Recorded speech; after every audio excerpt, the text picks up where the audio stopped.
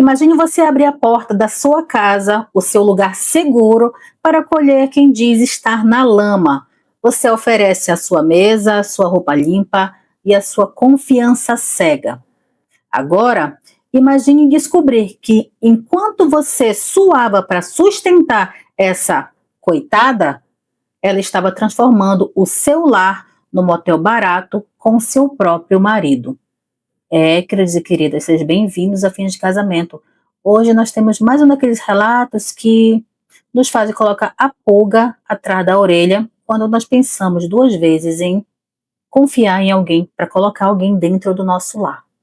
Aqui era sangue do sangue dessa mulher, tá? Mas dizem por aí, né, que sangue até carapau não tem. Então, antes de você iniciar aqui o relato comigo, eu já te convido a se inscrever aqui no canal, deixa o like nesse vídeo para ajudar aqui o Fim de Casamento a crescer um pouquinho mais, tá bom? Eu te convido a seguir o Fim de Casamento também nas redes sociais, lá no Instagram. Nós estamos criando uma outra comunidade para que outras pessoas também tenham oportunidade de receber os relatos diários aqui do Fim de Casamento, tá bom? Então eu te convido a se inscrever lá também. Gente, eu recebi algumas mensagens de pessoas que não estão recebendo notificações dos vídeos aqui do canal. Mas o que você deve fazer? Clica no sininho, vai aparecer notificações e você clica em todas. Quando você fizer isso, todas as vezes que nós lançarmos um post ou algum vídeo, vai ser notificado aí para você no seu celular, tá bom? Eu agradeço muito pelo carinho, pelo apoio de vocês aí nos comentários. Peço que vocês continuem interagindo comigo. Se você ainda não me disse de onde você está me ouvindo, coloca aí. Eu gosto muito de recepcionar as pessoas que estão chegando aqui pela primeira vez e sempre que eu posso responder, eu respondo aí as perguntas de vocês, qualquer coisa que vocês possam colocar nos comentários, tá bom? Então, por favor, me ajudem mais um pouquinho, tá bom? Bora lá para mais um relato de hoje? Ao final, eu quero saber a opinião de vocês aí nos comentários. Vamos lá. Olá, Anne, eu estou lhe mandando meu relato porque eu cansei de guardar tudo o que está acontecendo só dentro de mim. Escute bem o que eu vou te dizer e deixe esse alerta logo de entrada para que as pessoas que estão me ouvindo, elas entendam. Quando você estende a mão para um desgraçado, o risco é grande de você acabar ficando no lugar dele dentro do buraco. Eu fui uma pessoa muito boa, eu fui irmã, eu tirei da minha boca para dar para quem dizia estar na miséria. E o pagamento que eu recebi foi uma facada nas costas que atravessou meu peito e o meu coração, não só o meu, mas do meu filho também. A gratidão, ela não mora em coração de gente ruim. Eu aprendi isso da forma mais amarga que existe. Eu me chamo Eunice, eu tenho 37 anos e hoje eu moro só com meu filho e eu nunca mais quero saber de homem nenhum. Mas para você entender como foi que eu caí nessa cilada, eu vou voltar um pouquinho lá atrás. Nesse tempo, eu ainda era uma menina lá do interior da Bahia. A minha infância não foi de uma criança que teve tudo. Eu não tive brinquedos, eu não tive carinho e eu não tive sossego. Ao longo de toda a minha infância, eu fui perseguida para que as pessoas queriam, né, me abusar. A minha mãe morreu e eu só tinha 8 anos de idade. Quando o caixão dela baixou, a pouca alegria que a gente tinha naquela casa foi enterrada junto. A minha mãe era quem segurava o famoso rojão, quem colocava ordem nas coisas. Depois que ela se foi, o meu pai virou um homem perdido. Ele não aguentava ver uma saia passando que já queria botar dentro de casa. E assim ele fez. Ele nunca respeitou o luto por conta da perda da minha mãe. E muito menos nos respeitou, as filhas. Ele nunca respeitou nada. Logo, a nossa casa virou uma hospedaria de mulher ruim. Ele trazia cada uma que só vendo para crer. Eram mulheres que batiam na gente por qualquer bobagem, que escondiam comida para a gente não comer e que tratavam eu e as minhas irmãs como se fôssemos um estorvo na vida delas. A gente vivia com fome, com o corpo cheio de hematomas e sem ter para quem recorrer, porque o meu pai ele só queria saber de satisfazer as vontades dele e não ouvia os nossos lamentos. Até que um dia apareceu a Sônia. De todas as que passaram por lá, a Sônia era a melhorzinha. Ela colocou entre aspas aqui, a melhorzinha em termos de não deixar a gente passar fome. Mas ela trouxe uma ruindade diferente. Uma ruindade que dividiu a gente por dentro. A Sônia cismou que a Larissa, minha irmã mais nova, era a protegida dela. A Larissa sempre foi aquela menina sonsa, sabe, Anne? Ela tinha uma carinha de anjo, falava sempre baixo e sabia direitinho como fazer um dengo para conseguir o que ela queria. A Sônia pegou uma predileção por ela que chegava a dar nojo. Enquanto a Larissa vivia bem vestida, com o laço no cabelo e sempre com sapatos novos, eu e a minha outra irmã, que eu não vou identificar ela, só vou colocar ela como uma irmã do meio. Nós só andávamos nos farrapos. A gente usava o que sobrava, o que ganhava de esmola ou que já estava caindo aos pedaços de tanto ser remendado. A diferença era um tapa na nossa cara todo santo dia. Nós nunca recebemos o carinho daquela mulher como a minha irmã Larissa recebeu. Daquela casa, eu e a minha irmã do meio, nós éramos as empregadas. Eu, com 10 anos, já tinha que saber lavar, passar e corar as roupas. Eu vivia esfregando o chão até as minhas mãos ficarem carne viva. E a minha outra irmã, ela era responsável para cozinhar para todo mundo. Se a comida não fosse boa, ela apanhava. Uma vez eu fui fazer o feijão, porque a minha irmã estava muito doente, e eu queimei esse feijão. Anne, eu apanhei tanto, tanto mesmo, que as minhas costas ficaram em carne viva. A Sônia, ela sempre foi uma mulher que dava sermão antes das ameaças dela. Enquanto isso, a Larissa ficava sempre ali, de ladinho, não fazia nada, fazia as unhas, brincava de boneca. Ela tinha de tudo, tudo. A princesinha não lavava um copo, não arrumava a própria cama e ainda se achava no direito de dar ordem na gente também. O que mais me doía não era nem o trabalho pesado, porque eu nunca tive medo de serviço. O que doía era ver o descaramento da Larissa. Ela via que eu e a nossa outra irmã estávamos sofrendo, ela via a gente ser maltratada e ela não falava nada, ela não movia um dedo para ajudar a gente. Pelo contrário, ela sempre foi uma menina de dar risadinha pelas nossas costas. E quando nosso pai chegava, ela se fazia de coitadinha, dizia que estava cansada de estudar, o que a gente estava tratando ela mal. Ela aprendeu a manipular todo mundo com aquela carinha de coitadinha dela. E foi assim a vida inteira. Eu e a minha irmã do meio nunca tivemos uma festa de aniversário, nunca ganhamos um presente que não fosse útil para o trabalho dentro de casa. A gente só existia para servir, enquanto a outra existia só para ser servida. O meu pai, ele era cego por aquela menina também. Tudo que ela pedia, ele dava ele dava um jeito de arrumar. Se ela queria um vestido novo para ir para a missa, ele trabalhava dobrado para comprar, enquanto eu tinha que remendar a minha única saia para sair, senão eu ia aparecer por aí, né, sem roupa. A Sônia alimentava o ego dela também. Dizia que ela era especial, que ela ia ser alguém na vida e que nós duas éramos apenas o braço de serviço. Então nós crescemos assim, nesse clima de injustiça, vendo a semente do mal sendo regada todo dia com o melhor adubo que tinha. A Larissa, ela nunca soube o que era não, nunca soube o que era dividir e nunca soube o que era ter consideração por quem suava para ter do bom e do melhor. Então, Anne, vocês podem até estar imaginando, nossa, essa mulher ela tem tanto ciúme da irmã, tanta inveja, mas não era isso não. Eu estou falando apenas a realidade, o que era a minha realidade. Eu olhava para ela e eu sentia um aperto no meu peito, porque no fundo, Anne, eu sabia que aquela sonsice ainda ia dar muito problema quando ela crescesse, quando ela se tornasse adulta. Gente, ela sempre se achou melhor que outras pessoas, porque ela sempre foi paparicada. A Larissa, ela foi afiando as garras dela enquanto a gente gastava as nossas no tanque de lavar roupa. Aquela casa era uma escola de ruindade e ela foi a aluna que a Sônia poderia ter tido. Porque, como ela não pôde ter filhos, ela pegou ela como se fosse a única filha na face da terra. E o meu sonho era crescer e sair dali, queria ter a minha vida, mas o destino ainda ia me fazer reencontrar essa minha irmã da pior maneira possível. Anos depois, quando eu achei que eu já tinha vencido na vida, que eu estava vivendo a minha vida em paz, já tinha me casado, tinha minha família, eu não sabia que ela iria aparecer novamente. Pois bem, Anne, o tempo foi passando e aquela semente da injustiça só fazia crescer.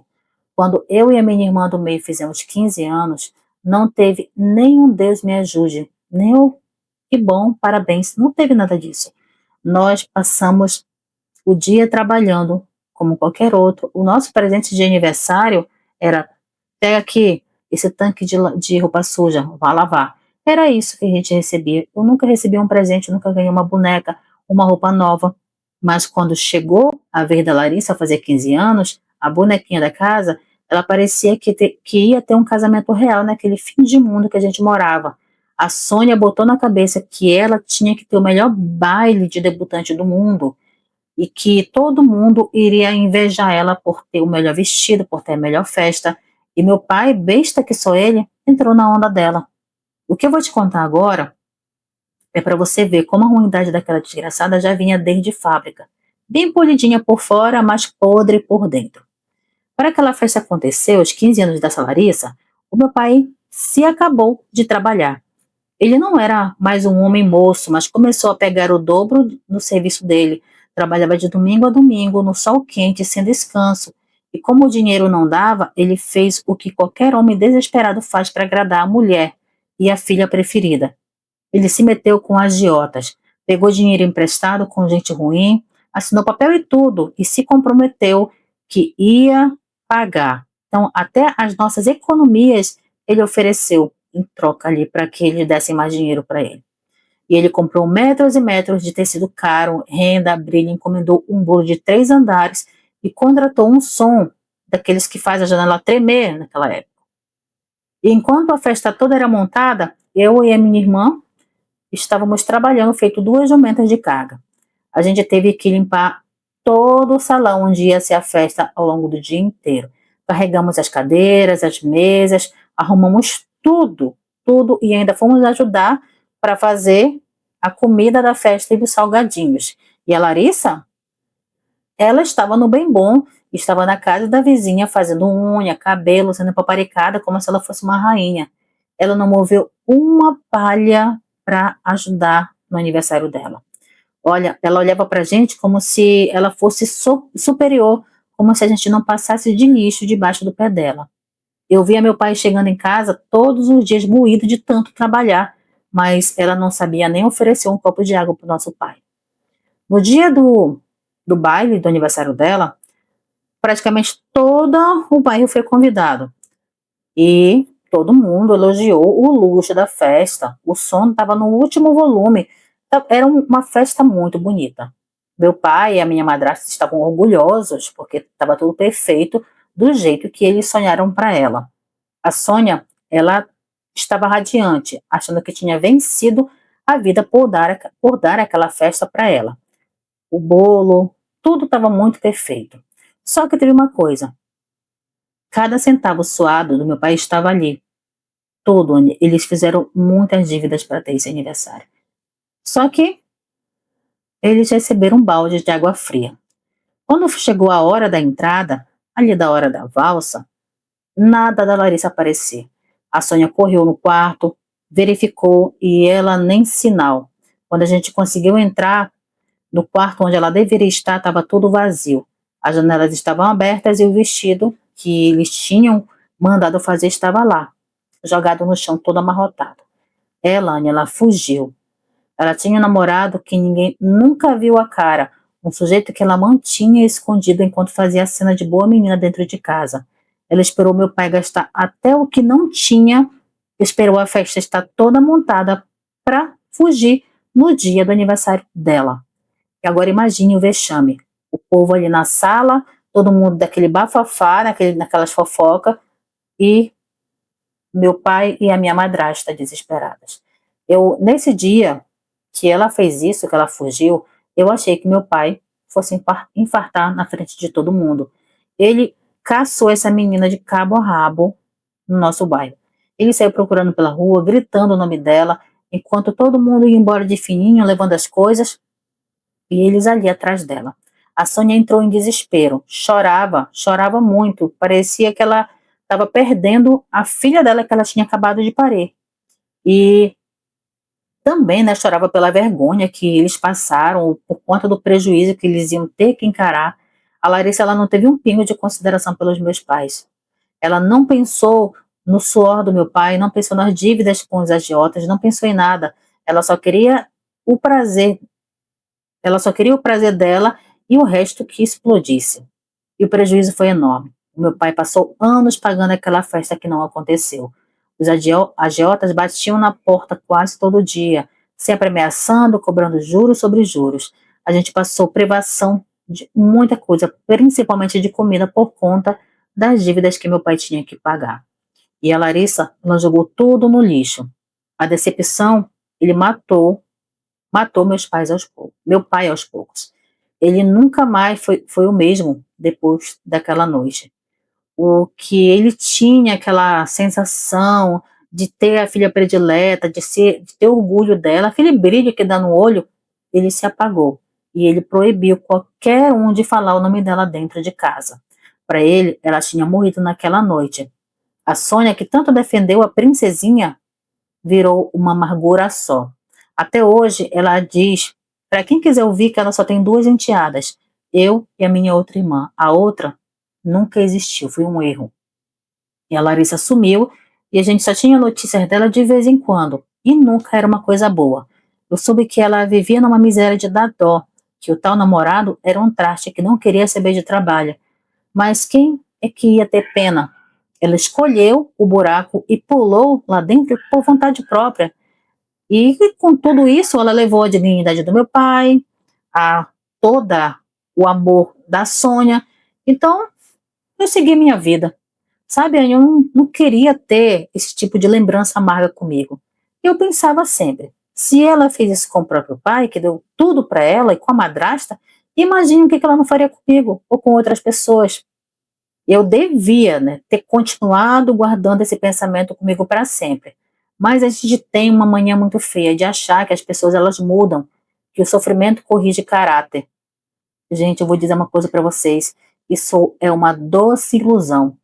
O tempo, ele fechou as portas daquela casa para ela, mas os anos iam trazer aquela desgraçada de volta para minha vida.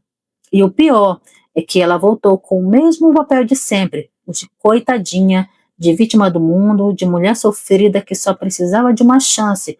E eu, com esse coração mole que Deus me deu, e que hoje eu amaldiçoo isso, eu deixei a minha porta entreaberta e ela entrou. Quando você vê um desgraçado, gente, num buraco, pense duas vezes antes de esticar a sua mão. Às vezes o buraco é o lugar onde eles precisam estar para não arrastar a gente junto. Mas eu ainda ia aprender isso da pior forma, perdendo o que eu tinha de mais sagrado, que era o meu próprio lar. E a vida seguiu, o tempo passou, e eu achei que aquele capítulo da minha irmã tinha sido enterrado junto com meu pai, porque meu pai, ele morreu de tanta decepção, de tanta amargura, ele acabou falecendo. Então, depois de um tempo, a minha madrasta também seguiu a vida dela e eu fiz a minha vida. Desculpa, gente, eu casei com o Amarildo, um homem que não tinha papas na língua, não era o famoso lero-lero. Ele era muito trabalhador, não era muito de conversa, mas ele era um homem direto. Nós tínhamos uma vida sossegada, sabe? Não tínhamos luxos, mas não faltava o básico. E a gente tinha uma casa muito boa. Tivemos um filho, que hoje é meu orgulho, e eu pensava que o destino tinha finalmente cansado de me dar rasteira. Mas o diabo, ele não dorme. Ele só espera a gente baixar a guarda para dar o bote. E o bote veio com a cara de choro e voz de coitada. E lá se foram, uns 20 anos desde que aquela desgraçadinha fugiu e deixou o prejuízo da festa. Um dia eu estava cuidando das minhas coisas, estava terminando de fazer a janta, quando eu ouço alguém chamando no meu portão. Quando eu abri, eu tomei um susto. Era a Larissa. Mas não era mais aquela menina que era muito bem cuidada, que só tinha roupas de marca, coisas muito bem dadas. Ela parecia um cão chupando manga. Ela estava magra de dar dó, com a pele toda acabada de sol, os dentes amarelados, alguns estragados, e uma roupa que nem pano de chão eu usaria, nem como pano de chão eu usaria. E na primeira coisa que ela fez, quando ela me viu, quando eu abri o portão, foi se jogar aos meus pés, pedindo, pelo amor de Deus, para que eu desse um prato de comida para ela ou que eu a acolhesse. Anny, ali eu vi que o mundo tinha acabado com a minha irmã. Ela veio com um papo que me cortou o coração no mesmo momento. Disse que o marido dela, aquele homem com quem ela fugiu, ele era um monstro. Contou pra gente que o homem era um cachaceiro e que não parava em emprego nenhum e que batia nela todo santo dia sem motivo. O ponto alto da mentira foi quando ela disse que ele tinha tentado queimar ela viva dentro da casa e que, por fim, tinha traído ela com a vizinha e expulsado ela de casa com uma na frente e a outra atrás. E ela dizia: Eunice, minha irmã, eu errei muito com meu pai, eu sei disso, eu era uma jovem muito besta, muito imatura, mas eu estou pagando um preço muito alto. Me ajuda, por favor, pelo amor de Deus. Se tu não me ajudar, eu vou morrer na rua, porque eu não tenho mais para onde ir. E eu, com meu coração mole, de manteiga, eu esqueci de tudo que ela fez ao longo da minha infância e adolescência. Eu esqueci do meu pai morrendo de desgosto, eu esqueci da tal humilhação lá na festa, e eu esqueci de como ela era sonsa quando ela era pequena. Eu só vi ali uma mulher que foi escorraçada pelo mundo, uma irmã que o sangue me obrigava a socorrer. Ela disse que os 3 filhos que ela teve com esse tal cachaceiro ficaram com ele porque ela não tinha onde cair morta e que ela não precisava. E que ela precisava de um teto só por uns dias até se ajeitar. E naquele momento, Anne, eu olhei para ela como minha irmã. Eu achei que era minha obrigação de uma mulher cristã estender a mão para ela. Mas mal sabia eu que ao puxar ela para dentro da minha casa, ela me colocaria no mesmo buraco que ela estava. Eu estava dando um impulso para ela me empurrar lá para dentro. E eu fiquei no lugar dela. Quando o Amarildo chegou do trabalho e ele deu de cara com a minha irmã, dentro de casa, ele não gostou muito. Ele fechou a cara. O Amarildo, ele sempre foi um homem, de fato, bom para gente ruim. Ele não quis saber de saudação e nem de dizer boa noite, nada. Quando ele viu ela, fechou a cara na hora. Ele me chamou no quarto, ele já foi logo me dizendo: Eunice, que diabo que essa mulher está fazendo aqui dentro da nossa casa? Eu conheço a história dela, porque você já me contou várias e várias vezes. Quem faz o que ela fez com o próprio pai não tem caráter, mulher. Ponha ela para fora da nossa casa, porque isso daí é pura maldade. E ele estava certo, Anne. Ele estava coberto de razão, mas a minha teimosia foi maior do que o meu juízo. Eu bati o pé com ele, discuti com meu marido, disse que ele era um homem sem coração, argumentei que ela era sangue do meu sangue, que eu não podia virar as costas para a minha irmã. Ela estava numa situação triste, estava vivendo na miséria. Eu dizia para ele: Amarildo, ela mudou, a vida castigou ela demais. Olha o estado dessa mulher. E ele insistia para mim que era só teatro, que ela não tinha nada de arrependida e que ela só estava ali se preparando para dar o próximo bote, e o bote seria em mim. E a gente brigou muito feio naquela noite, coisa que a gente não fazia. Nós sempre tivemos uma vida muito tranquila. Então eu passei por cima da autoridade do meu marido, passei por cima do instinto dele e decidi que ela ia ficar, queira ele ou não. E a Larissa, ela ouviu tudo, porque nós discutimos muito alto. Eu sei que hoje ela ouviu cada palavra da nossa briga, ficou ali, sempre ouvindo, sempre maquinando as coisas. Quando eu voltei para a sala depois dessa briga aí, eu disse para ela que ela podia ficar, que tinha um quarto de visitas e que ela podia ficar lá. E ela fez aquela cena comigo. Me abraçou, disse que eu era um anjo, que Deus ia me pagar. E ia mesmo, mas não do jeito que eu imaginava. O pagamento veio em forma de traição e de uma dor que nunca vai passar.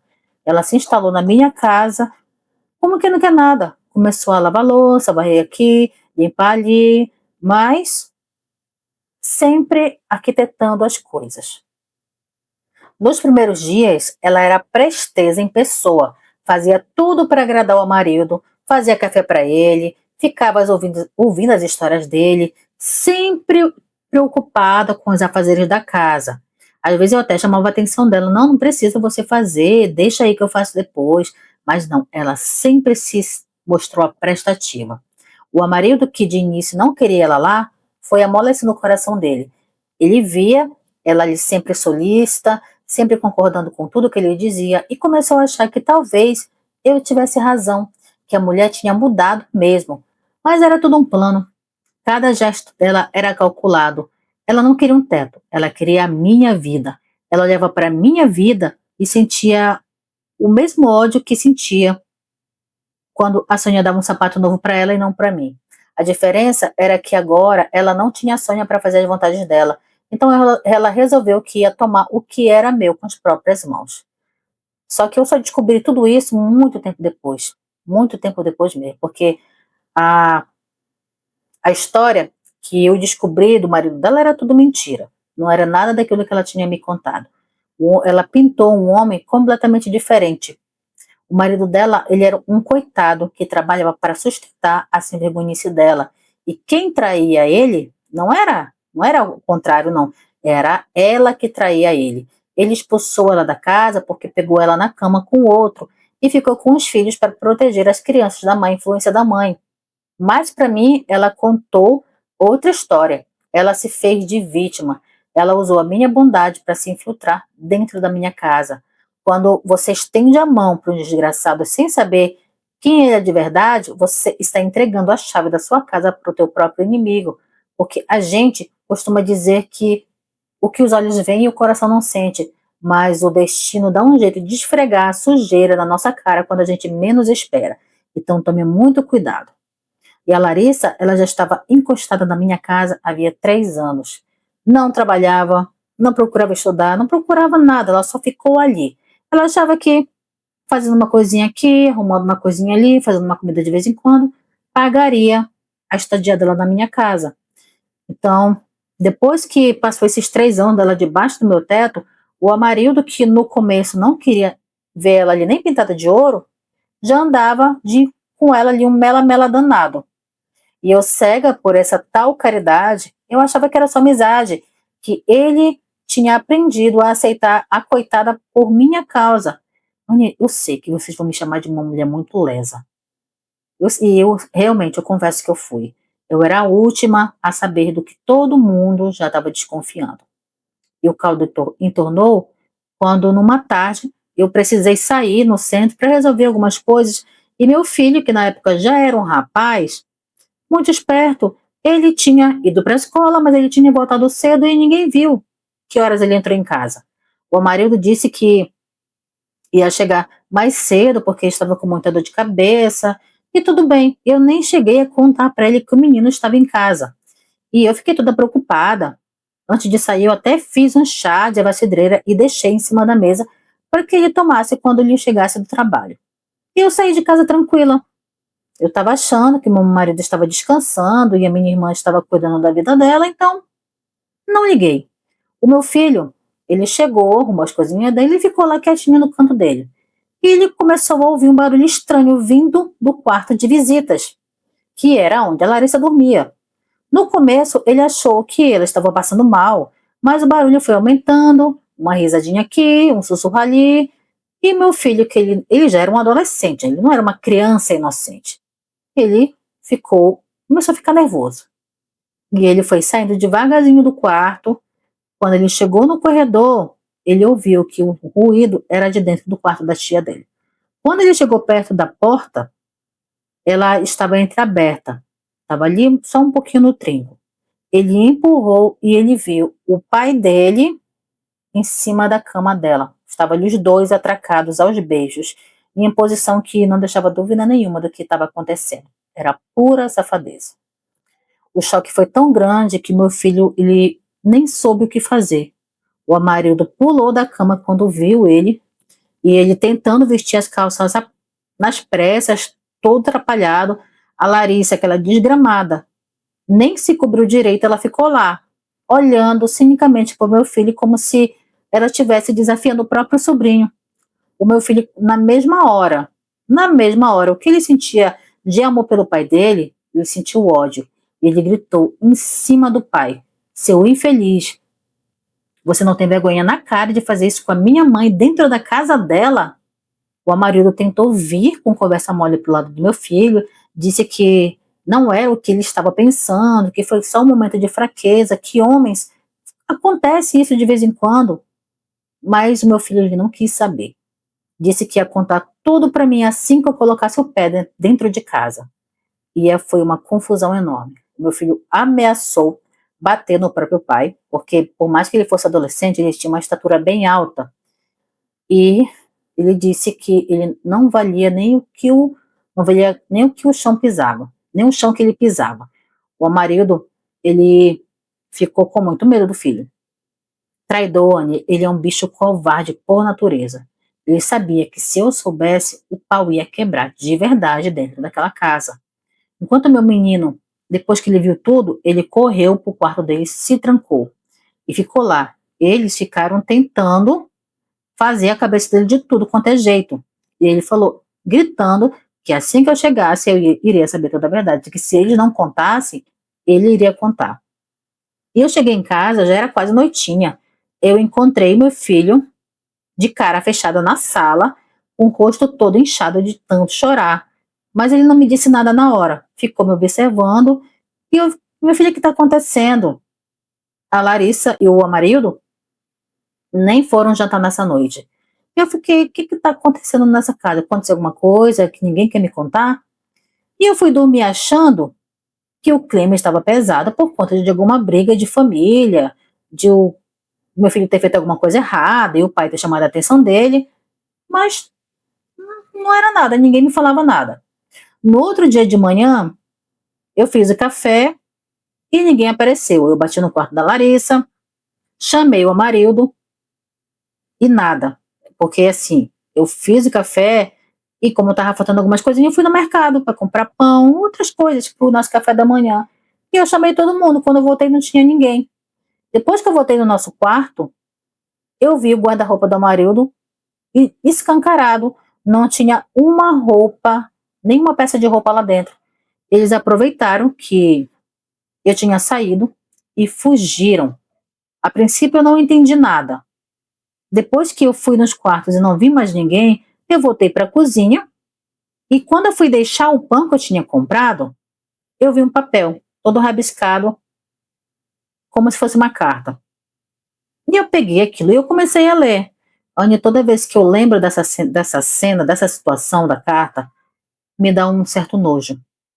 E a carta dizia que eles não conseguiram evitar o sentimento que eles tinham pelo outro, que o amor deles falou mais alto e pediram perdão pela dor que eles iam causar em mim.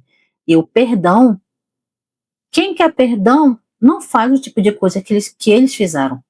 Ela escreveu que sempre se sentiu sozinha e que no Amarildo ela encontrou o que o marido dela nunca deu.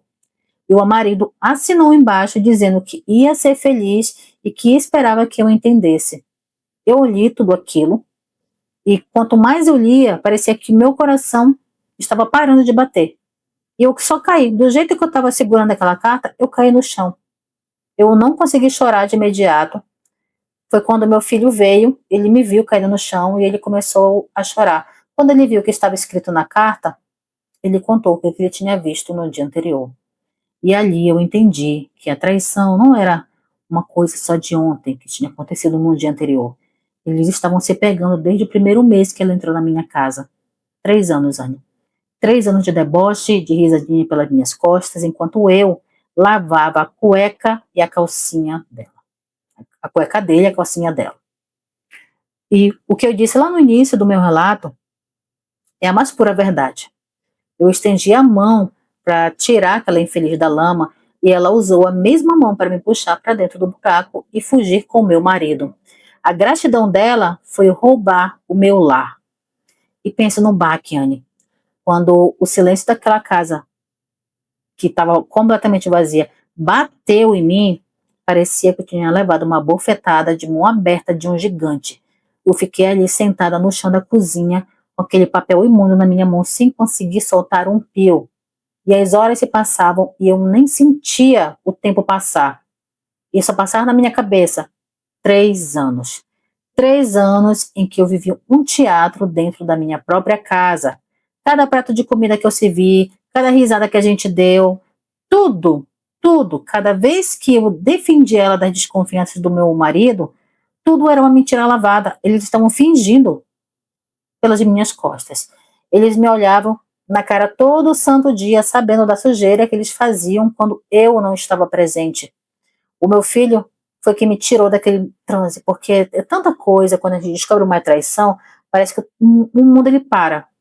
E a tua cabeça ela trabalha dobrado, lembrando de tudo o que aconteceu.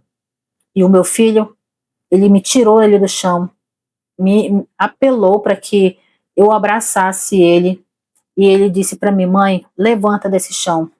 Levanta, minha mãe, não chore porque não vale nada. E ele falou isso para mim com os olhos vermelhos, porque ele sabia o quanto eu estava sofrendo, ele sofria também. Mas o meu filho ele sempre teve um coração um pouquinho duro. Eu acredito que por isso ele amadureceu tão rápido. E ele foi o único que ficou do meu lado. Ele viu tudo com os próprios olhos. Ele sentiu o nojo do pai se esfregando na tia. E naquele dia ele riscou o amarildo da vida dele. Se não fosse por esse menino, eu acho que eu não tinha aguentado. Eu tinha me entregado para a morte ali mesmo. Porque a sensação é de que você não vale nada, de que você foi a maior otária da história. Mas a raiva ela é um santo remédio para quem está na pior. Porque depois que eu parei de chorar, veio a vontade de saber quem que era aquela mulher que eu chamei de irmã.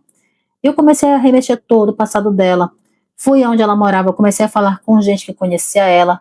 E foi aí, Anne, que a tampa do esgoto abriu de vez. Eu descobri que a história que ela tinha me contado lá para comover, vamos aqui saber mais detalhes dessa história, tá? Era tudo uma invenção da cabeça dela. Não teve marido cachaceiro, não teve tentativa de queimar ninguém vivo, e muito menos traição por parte do marido dela. O marido dela era um coitado. O bichinho trabalhava dobrado para manter o luxo que ela queria. Foi, como eu falei, ele que pegou ela na cama com um vizinho. A Larissa sempre foi o que a gente chama aqui de fora de cachorro de rua. Nunca se satisfaz com o que tem. O homem expulsou ela da casa com a razão e ficou com as crianças para que elas não crescessem vendo essa vergonhice da própria mãe. A Larissa fugiu lá da casa dele, não foi por necessidade não, mas foi por vergonha, porque todo mundo já tinha descoberto quem ela era, a peça rara que ela era. E ela veio para minha casa já com bote armado. Ela não queria abrigo, ela queria a minha vida. E, e, e sabe, gente, a cara de pau da pessoa? A inveja daquela mulher era tanta que ela não se contentou em roubar meu marido. Ela quis destruir a imagem que eu tinha da minha própria família. Ela se fez de vítima para que eu abrisse a porta para ela, para estender a mão, para que ela acabasse com a minha vida.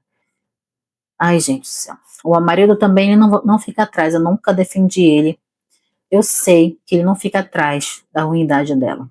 O homem que eu ajudei a construir tudo, que eu estive ali do lado dele na hora da doença, na falta de dinheiro, e ele se deixou levar por uma mulher que ele mesmo dizia que não prestava. Isso não é fraqueza. Eu jamais vou aceitar que um dia ele diga para mim que eu fui um fraco, eu fiquei com tua irmã por fraqueza. Não, homem. Para mim isso é falta de caráter. Ele escolheu estar com ela.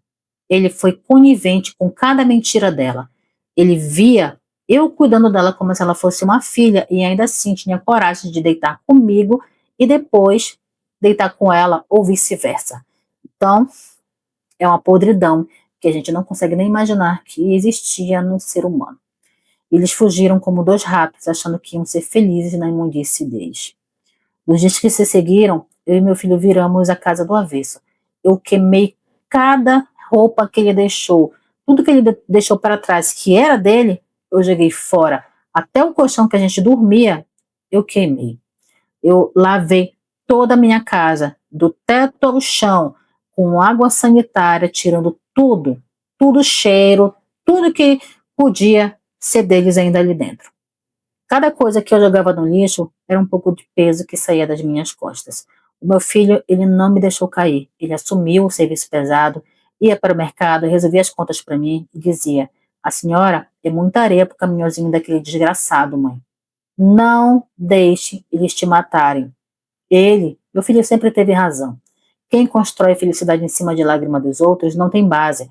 A casa cai cedo ou mais tarde. E o alerta que eu deixo para quem está me ouvindo, Ania, é isso: não confie na aparência de coitadinho.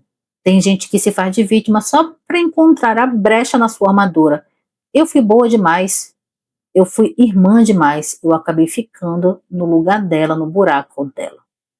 Mas a diferença é que eu tenho as minhas mãos limpas para escalar cada parte daquele buraco de volta, mas ela continua cavando o próprio buraco aonde quer que ela vá, porque a ruindade, ela não muda de endereço, ela mora dentro da pessoa. Eu perdi um marido traidor e uma irmã cobra, mas eu ganhei a certeza de que o meu filho é o único homem que merece o amor e a minha confiança. Só que tem uma coisa que eu acredito muito também, é na justiça divina. Ele que tudo, né? Deus é que faz o mundo girar e bota tudo no seu devido lugar, mesmo que demore um bocado. Depois que o Amarildo e a Larissa eles sumiram da nossa vida, eu achei que eu ia morrer de tanta tristeza e vergonha. Mas o tempo é o senhor da razão. E a raiva, quando ela é bem canalizada, ela vira um combustível para a gente se levantar. Depois de um tempo eu parei de chorar, não fiquei mais lamentando pelo leite derramado, e eu resolvi, né, que aquela sujeira toda não ia definir quem eu era. Então eu limpei tudo, tirei cada rastro deles e eu comecei a viver a minha vida e a viver só pelo meu filho. E olha, Anny, não tem nada que cure mais a alma do que uma mulher, do que ver o fruto do seu ventre se tornando um homem de bem. O meu filho, ele nunca seguiu o exemplo podre do pai dele. O meu filho cresceu rápido demais e amadureceu por conta dessa desgraça. Ele virou meu braço direito, meu companheiro de todas as horas. A gente formou um pacto ali debaixo daquele teto que foi completamente destruído. E ele me prometeu que ele nunca ia me deixar cair, e eu também prometi isso para ele. Eu comecei a trabalhar dobrado, comecei a trabalhar com encomenda de salgados, lavava roupa para fora, fazia o que fosse preciso para não deixar faltar nada para o meu filho. E ele, coitado, se dobrava para me ajudar também, estudava e nunca me deu trabalho. A gente viveu uma vida que teve que economizar bastante, mas nós tínhamos paz dentro de casa. E é uma paz que nenhum dinheiro no mundo ele vai comprar.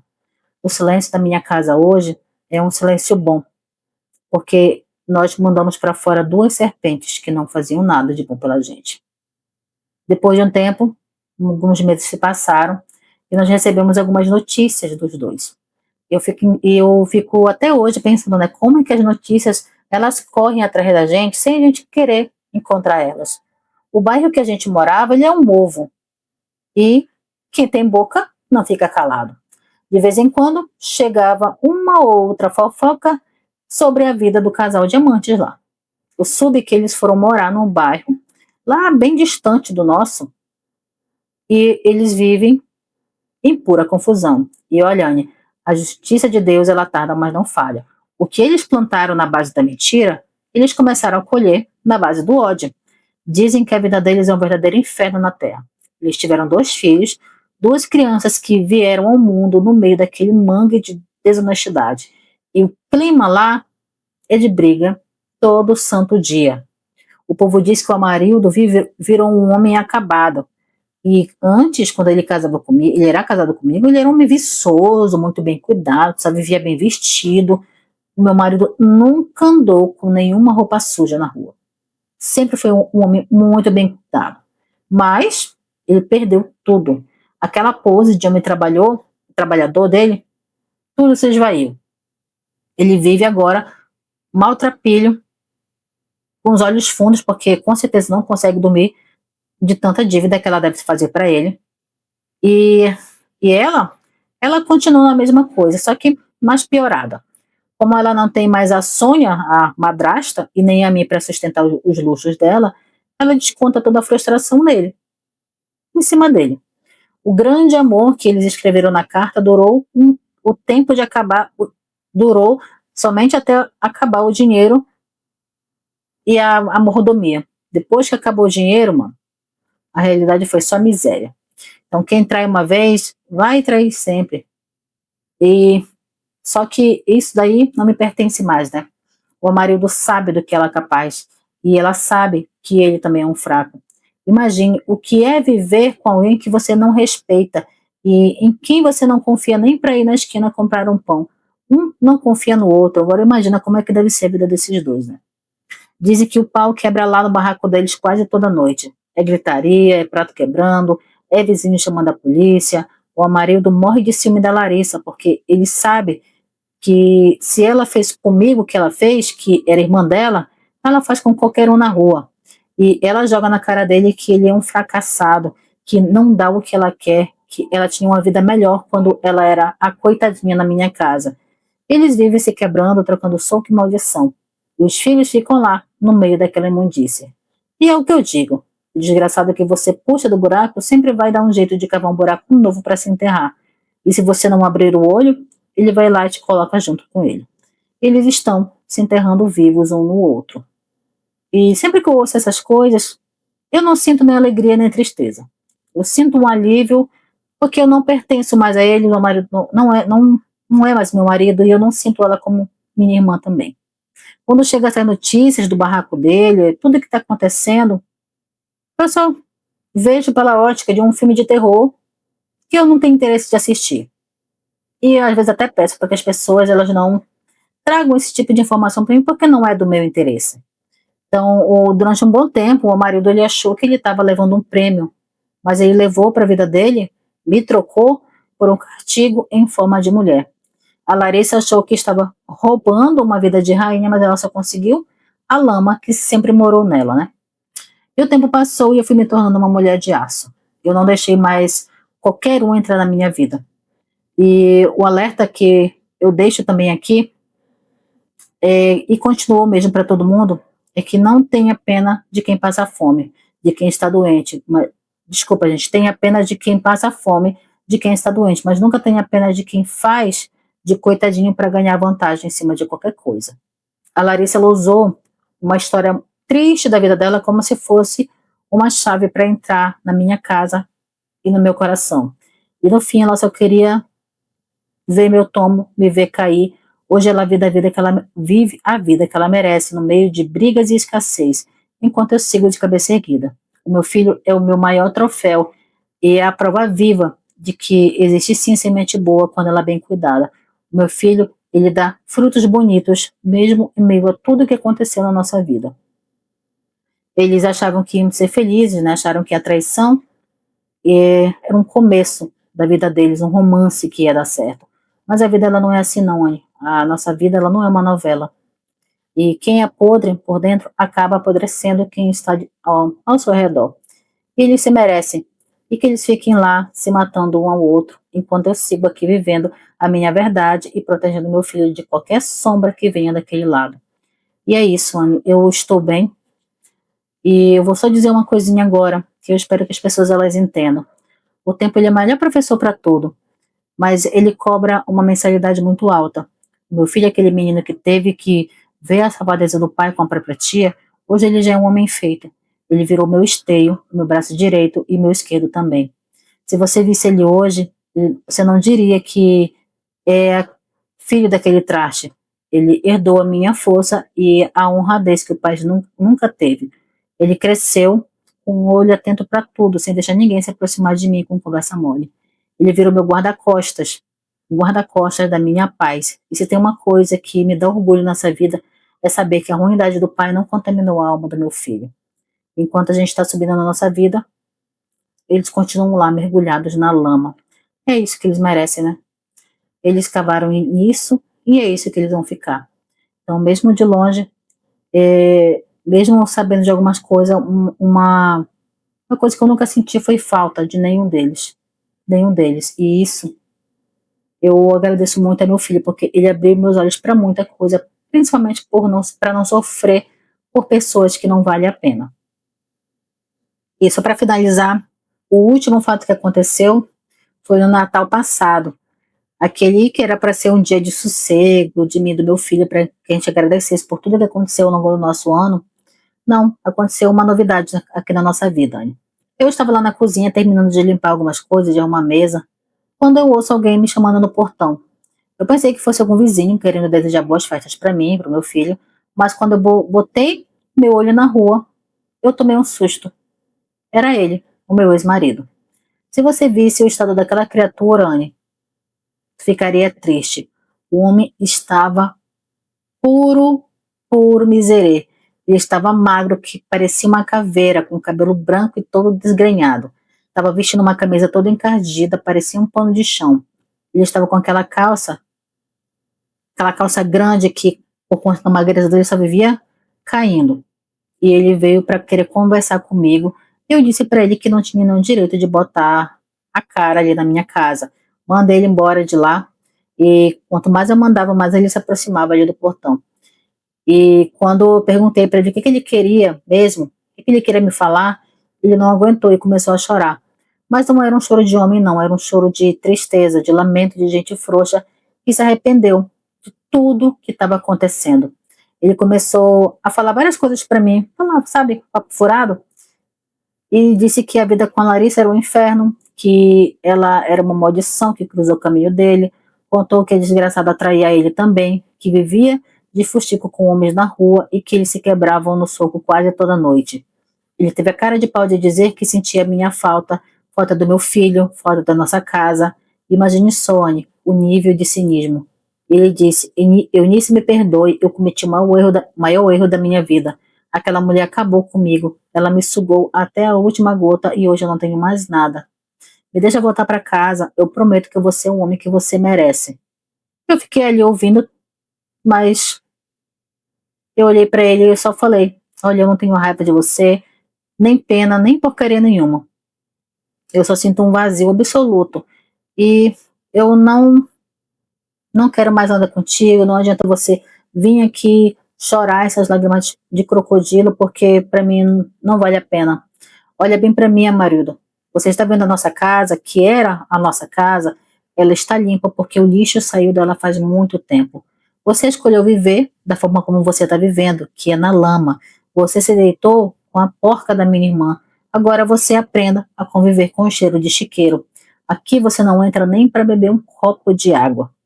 Ele ainda tentou insistir, quis botar a mão ali na porta para tentar me comover, dizendo que os filhos que ele teve com ela estavam sofrendo, que ele precisava de apoio. E foi aí que meu filho apareceu ali na porta e ele não disse uma palavra, só ficou parado, com os braços cruzados, olhando para o pai, com desprezo que eu nunca vi na minha vida. O Amarildo, quando ele viu meu filho, ele abaixou a cabeça na mesma hora. Ele sabia que o menino era testemunha da safadeza dele. O meu filho só disse uma coisa: saia daqui antes que eu perca a minha paciência e lhe tire a força. Você não tem, você não tem mais lugar aqui. Você não tem mais filho, você não tem mais mulher, você não tem dignidade. Depois que meu filho falou isso, ele falou em alto bom som, alguns vizinhos ainda saíram ali pela porta para ver, porque o povo gosta de fuxico. E meu filho ficou ainda tentando implorar o perdão para mim, o perdão para o nosso filho, mas tem um ponto final. Eu não tive vergonha nenhuma de expulsar ele da frente da minha casa para todo mundo ver. Eu falei mesmo, vá embora, marido. Vá para os braços lá da sua princesinha que você tanto quis e não me venha aqui na minha casa nunca mais. Se você morrer na minha calçada, eu ainda chamo o lixeiro para te recolher. E eu entrei, bati o portão e eu não tenho nem um arrependimento em relação a isso. E meu último alerta que eu vou deixar aqui para vocês que tem coração mole, que nem como eu tinha, é o seguinte: o desgraçado que você estende a mão hoje o desgraçado que você estende a mão hoje para tirar do buraco é o mesmo que amanhã vai querer lhe roubar o teu próprio chão. O Amarildo achou que eu ia ter pena dele, que eu ia ser uma boa cristã, que perdoa tudo e que aceita o erro de volta, mas não. Eu aprendi que perdoar é uma coisa, ser otária é outra completamente diferente. A Larissa destruiu a vida dele do mesmo jeito que tentou destruir a minha. A diferença é que eu sou rocha e ele é barro. E ele é que se entenda com a justiça de Deus e com a serpente que ele escolheu para dormir junto dele. Então, o Natal passado foi o melhor da minha vida. Eu senti uma leveza tão grande um beijo no peito, parecia que eu precisava dizer tudo aquilo para ele. Depois que aconteceu tudo isso, eu olhei para o meu filho, nós brindamos e agradecemos muito pela felicidade que a gente tem hoje. E é isso. O marido saiu de lá com a cabeça baixa, voltou lá para o buraco da onde ele nunca deveria ter saído. E eu continuo seguindo a minha vida com o meu filho e pra gente isso basta. E para as pessoas que dizem para que a gente deve perdoar, perdoa Amarildo, perdoa a tua irmã, porque sangue ele fala mais alto, eu digo, o sangue não fala, amigos. O sangue escorre quando alguém me corta e ela me cortou fundo. O perdão é para quem erra por fraqueza, para quem se arrepende de verdade e tenta consertar o estrago. A Larissa ela não se arrepende de nada, ela só lamenta hoje porque o marido não deu o lucro que ela esperava que ia ganhar, porque a vida dela virou um chiqueiro. E se ela tivesse ficado rica com meu marido, ela estaria rindo da minha cara até hoje. Então, o arrependimento de traidor é só cansaço da miséria. E eu sinto um nojo que não cabe no meu peito. Quando eu lembro que eu dividi o meu pão com aquela cobra, eu sinto nojo. Então, a gente não vem dizer que família para mim é tudo, que a gente deve perdoar tudo, porque não é, não. Tem família que é o próprio encosto, a própria maldição. Quando você estende a mão para ele, você vai lá e corre o risco de ser picada. E eu fiquei lá, mas o meu filho me salvou. E hoje eu não tenho mais irmã. Eu tenho uma desconhecida que carrega o meu sobrenome e só. E só. A minha paz vale mais do que qualquer perdão forçado. E eu não a perdoo. Eu não quero ela perto de mim. E se eu pudesse, eu apagava o nome dela da minha história com água sanitária. E eu sigo aqui de cabeça erguida, com a verdade do meu lado, e que ela continue lá, inventando as mentiras para justificar a vida de cão que ela leva.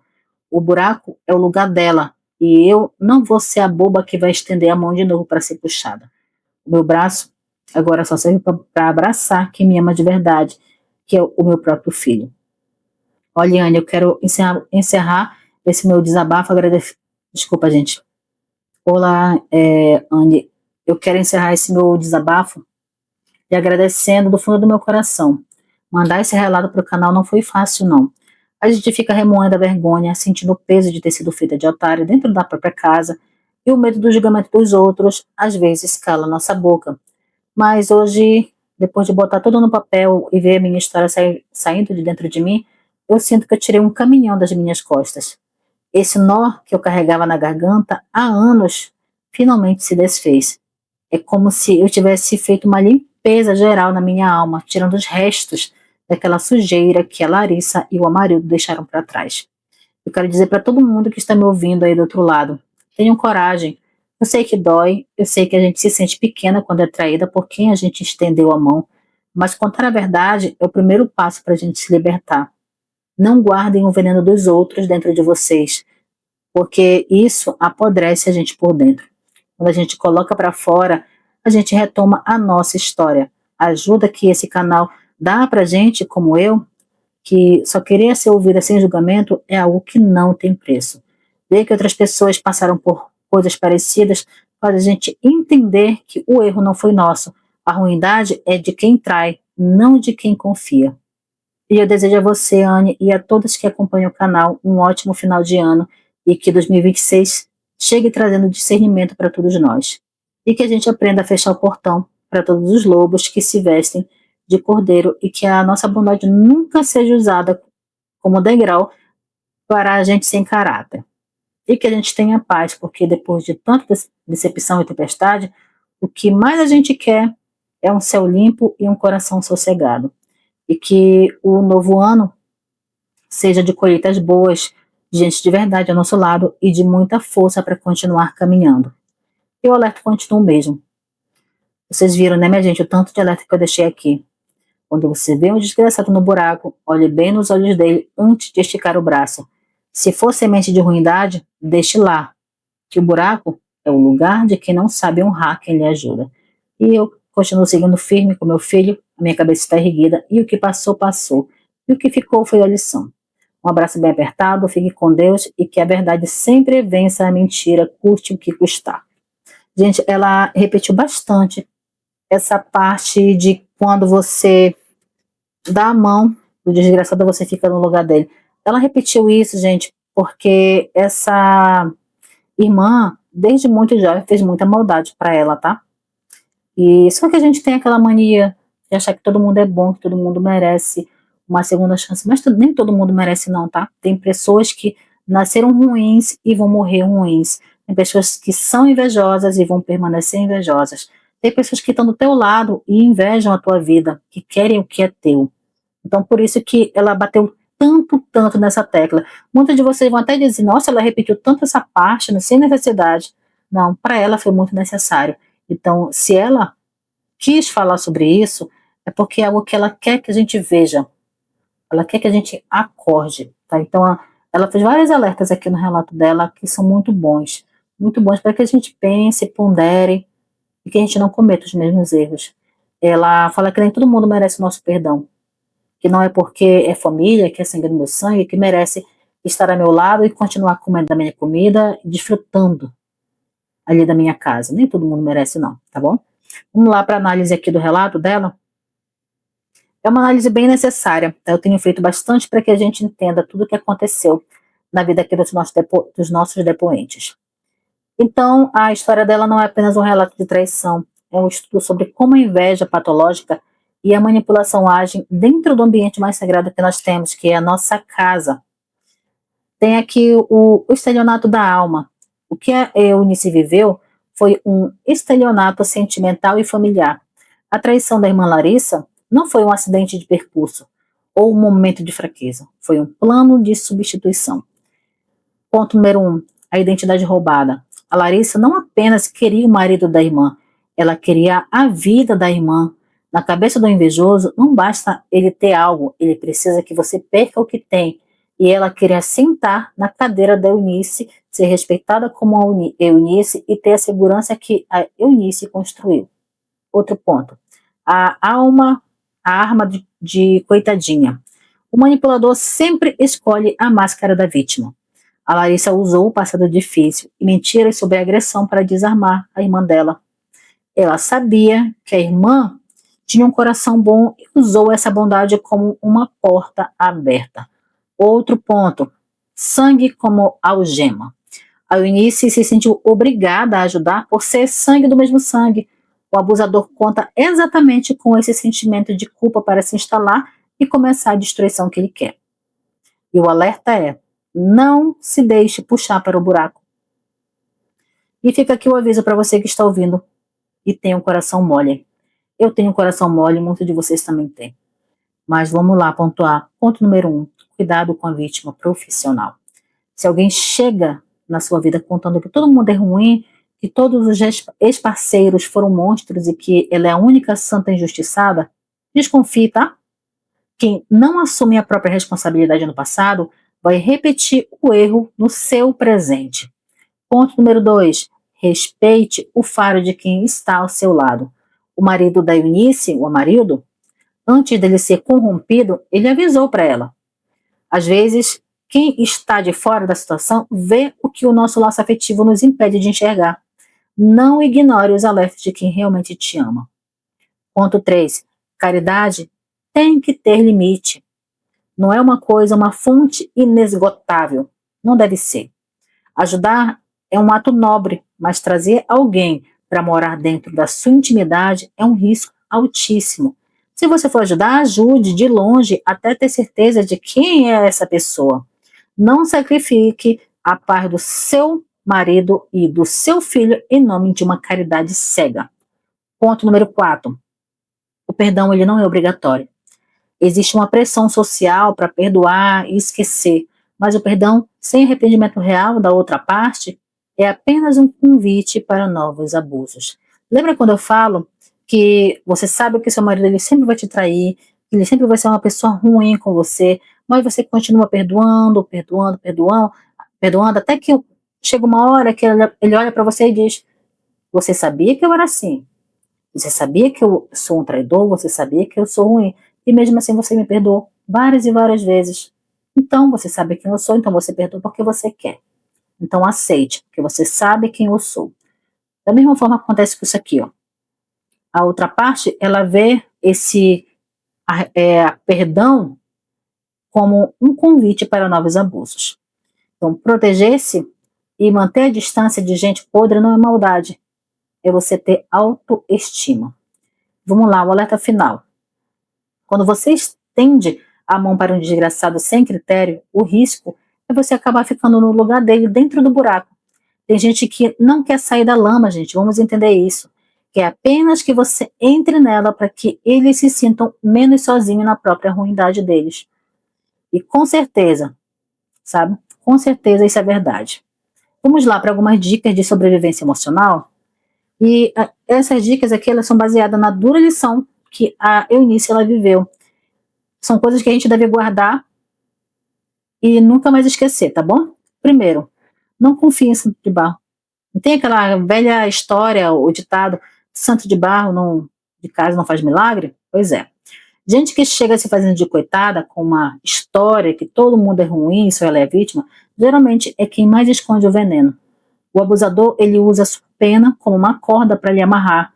Se a conta não fecha e o passado da pessoa é um rastro de destruição, abra o olho. Você é o próximo alvo. Se o seu companheiro ou o seu filho lhe der um alerta sobre alguém que você botou para dentro de casa, não ache que é ciúme ou falta de coração.